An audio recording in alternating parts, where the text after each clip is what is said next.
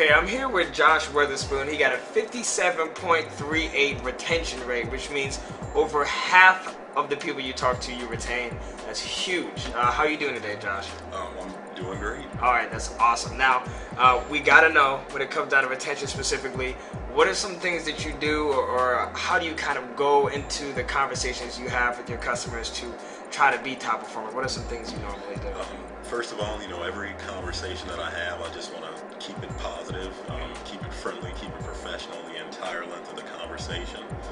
And another thing that I do, I like to, stay up on my product knowledge, because, it's not sales, but I feel like I can't convince someone to keep something that I don't, really know about the product I'm going to sell. Yeah, that makes a lot of sense.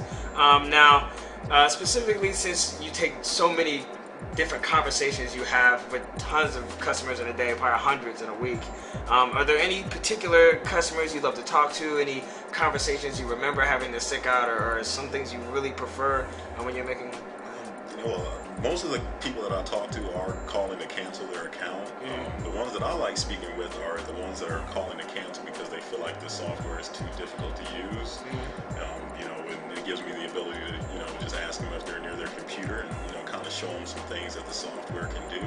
And, a lot of times that's enough to keep them as a customer. Awesome, that's perfect. And then lastly here, before we can go ahead and let you get out of here, what are some things you're probably going to try to do, or maybe some techniques you may use, something that you're going to try to continue doing to stay top performer week to week for all of your conversations you have? Just number one, never settle.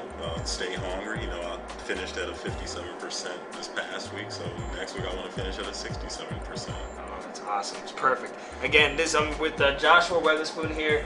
57.38% of goal for the retention rate, which is way above goal. Thanks again, Josh. We really appreciate it. Thank you.